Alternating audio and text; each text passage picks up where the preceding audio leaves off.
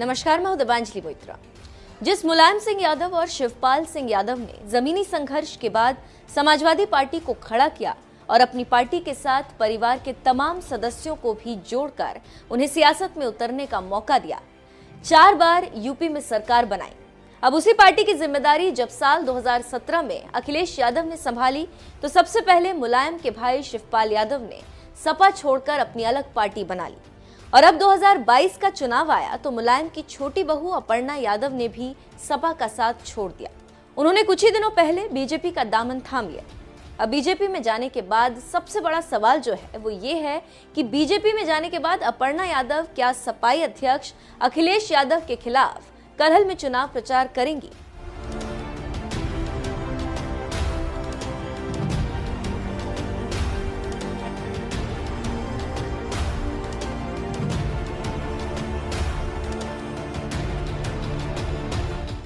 ये बात तो आप भी जानते हैं कि आजमगढ़ से सांसद होने के बावजूद अखिलेश यादव इस बार के विधानसभा चुनाव में सपाईगढ़ जिला मैनपुरी की करहल सीट से मैदान में उतरने जा रहे हैं। ऐसे में बीजेपी ने भी उनके खिलाफ किसी दमदार प्रत्याशी को उतारने की कोशिश तेज कर दी। लेकिन सबसे बड़ा सवाल ये था कि बीजेपी का प्रत्याशी कोई भी हो, क्या मुलायम परिवार की बहू अपर्णा यादव इस सीट से चुनाव लड़ रहे अखिलेश यादव के खिलाफ प्रचार करेंगी। इस मुश्किल सवाल का जवाब खुद अपर्णा ने एक इंटरव्यू में दे दिया। कुछ ही दिनों पहले न्यूज चैनल TV9 के कार्यक्रम में जब अपर्णा यादव से पूछा गया कि अखिलेश यादव और सपा के खिलाफ चुनाव प्रचार करेंगी तो उन्होंने कहा, पार्टी जो कहेगी, जहां कहेगी वहां मैं प्रचार करने के लिए जाऊंगी। चुनाव लड़ने के लिए मैं राजनीति में नहीं आई हूं। राजनीति में आने का मकसद लोगों के जीवन को बेहतर बनाना है। अखिलेश यादव के खिलाफ चुनाव प्रचार करने को भी तैयार अपर्णा यादव ने इसी के साथ ये भी बताया कि अखिलेश यादव ने उनके सामाजिक काम को इग्नोर किया, जबकि योगी सरकार ने उनके काम को पहचाना, इसीलिए उन्होंने बीजेपी का दामन थाम लिया। इसी इंटरव्यू में उन्होंने कहा, मैंने बहुत काम किया और मुझे इस बात का दुख है कि भैया अखिलेश यादव को मेरा काम नहीं दिखा, लेकिन मुझे खुशी इस बात की है कि महाराज जी को मेरा सामाजिक काम दिखा और उन्होंने इसकी प्रशंसा की। राजधानी दिल्ली में बीजेपी में शामिल होकर लौटी अपर्णा यादव ने सबसे पहले मुलायम सिंह का आशीर्वाद लिया था, जिसकी तस्वीर भी उन्होंने सोशल मीडिया पर शेयर की थी। इस दौरान मुलायम ने उनसे क्या कुछ कहा, इस सवाल पर अपर्णा यादव ने बताया कि मुलायम सिंह ने उनसे कहा था कि जिस चीज में खुशी है वो करिए। कुछ ही दिनों पहले एक बयान में भी अपर्णा यादव ने बताया था कि उन पर मुलायम सिंह का आशीर्वाद है।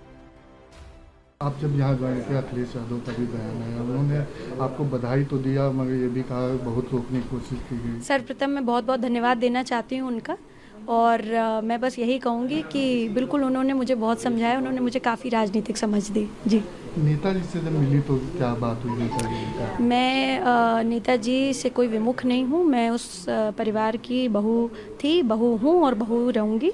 और किसी भी बहू का कर्तव्य है कि कोई भी अच्छा काम करे तो ज़रूर अपने बड़ों का आशीर्वाद लेना चाहिए। और नेताजी मेरे लिए ससुर जी भी हैं, पिता तुल्य भी हैं, पिता हैं, तो मैं यही कहूँगी कि मैंने उनका आशीर्वाद लिया। बीजेपी में शामिल होने के बाद अपर्णा यादव इस कदर भगवामयी हो गई कि उन्होंने पार्टी के लिए एक गाना भी गाया, जिसके बोल हैं, केशरी बाना सजा है, वीर का श्रृंगार कर, ले चले हम राष्ट्र नौका को भंवर से पार कर। आपको बता दें, सूत्रों के हवाले से खबर आ रही है कि अखिलेश यादव के खिलाफ भी चुनाव प्रचार करने के लिए हुंकार भर चुकी बीजेपी नेता अपर्णा यादव को पार्टी उनके खिलाफ चुनाव मैदान में भी उतार सकती। सूत्रों की माने तो करहल विधानसभा सीट से उतर रहे अखिलेश यादव को बीजेपी परसेप्शन की लड़ाई में भी पछाड़ना चाहती। अगर ऐसा होता है तो करहल में अखिलेश यादव और अपर्णा यादव के बीच कड़ी टक्कर देखने को मिल सकती। वैसे इस मामले में आपका क्या कहना है? क्या अखिलेश के खिलाफ चुनाव प्रचार करने के लिए तैयार अपर्णा यादव को ही करहल से बीजेपी उम्मीदवार बनाया जाना चाहिए? अपनी राय हमें कमेंट कर जरूर बताएं। साथ ही बीजेपी के चुनाव प्रचार के दौरान कुछ ही दिनों पहले बुलंदशहर पहुंचे सीएम योगी ने इस दौरान क्या कुछ कहा था, आइए आपको सुनाते हैं।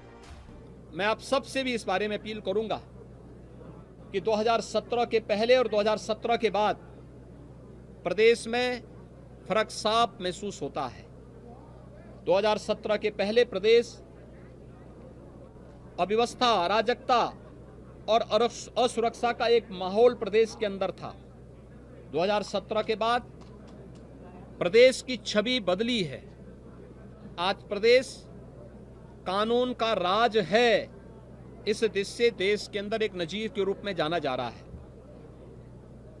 आपने देखा होगा पिछली सरकारों के समय, समाजवादी पार्टी की सरकार जब 2012 में आई थी, उसने सरकार में आने के बाद जो पहला निर्णय लिया था और श्री राम जन्मभूमि पर आतंकी हमला करने वाले आतंकवादियों के मुकदमों को वापस लेने का किया था। हमारी सरकार जब 2017 में आई थी, हमारी सरकार ने पहला निर्णय लिया और वह निर्णय था प्रदेश के अंदर अवैध बूचड़खानों को बंद करने का, प्रदेश के अंदर बेटियों की सुरक्षा के लिए एंटी रोमियो स्क्वाड को प्रभावी ढंग से लागू करने का और 86 लाख किसानों का 36,000 करोड़ रुपए का कर्जा माफी का। ये फर्क साफ है और ये फर्क जो उस समय सरकारों में दिख रहा था, पार्टियों में भी आज दिख रहा है। भारतीय जनता पार्टी की सूची आई है, 66% टिकट भारतीय जनता पार्टी की सूची में अनुसूचित जाति, जनजाति, पिछड़ी जाति, अति पिछड़ी जाति के प्रत्याशियों को प्राप्त हुए हैं।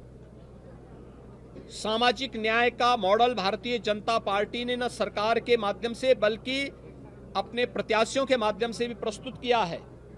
दूसरी तरफ वे पेशेवर दंगाई, पेशेवर अपराधी, पेशेवर हिस्ट्री सीटर इस समाजवादी पार्टी की सोच के अनुरूप समाजवादी पार्टी की सूची की शोभा को भी बढ़ा रहे हैं। यानी ये सूची ही बताती है कि प्रदेश के बारे में उनकी सोच क्या है। और इसीलिए चाहे वह कैराना हो, मुजफ्फरनगर हो, बुलंदशहर हो, स्याना हो, लोनी हो या फिर सहारनपुर का वह दंगाई जिसने सिखों के खिलाफ 2014 में दंगा भड़काया था, इन सबको समाजवादी पार्टी की सदस्यता ग्रहण करवाने का। दूसरी सूची भी आप देखेंगे, ऐसा लगता ही नहीं कि समाजवादी पार्टी की सूची है या किसी ऐसे देश के अंदर चल रहे चुनाव में। आप देख लीजिए दूसरी सूची भी उनकी कैसी है। यानी वो प्रदेश के बारे में उनकी विघटनकारी और दंगाई और अराजकता की उस सोच को प्रदर्शित करने वाली है जिसमें विकास नहीं बल्कि विनाश है, जिसमें शांति और सौहार्द नहीं बल्कि अराजकता और उदंडता है, जिसमें पेशेवर माफिया और अपराधियों को संरक्षण देने की एक दुरभिसंधि दिखती है। लेकिन प्रदेश की जनता जनार्दन ने ये वंशवादी, परिवारवादी, जातिवादी और विघटनकारी नकारात्मक ताकतों को 2014, 2017, 2019 में अपने वोट की कीमत से सबक सिखाया था। भारतीय जनता पार्टी को अपना आशीर्वाद दिया, प्रधानमंत्री मोदी जी के सबका साथ सबके विकास के मॉडल को अंगीकार किया। और मैं विश्वास के साथ कह सकता हूं 2022 विधानसभा चुनाव में भी प्रदेश की जनता जनार्दन का आशीर्वाद भारतीय जनता पार्टी को राष्ट्रवाद, सुशासन और विकास के मुद्दे पर प्रदेश के हर नागरिक को सुरक्षा, हर एक की समृद्धि और प्रदेश के सर्वांगीण विकास से आगे बढ़ाते हुए उत्तर प्रदेश को देश की नंबर 1 अर्थव्यवस्था के रूप में स्थापित करने के लिए प्रदेश की जनता को प्राप्त होगा।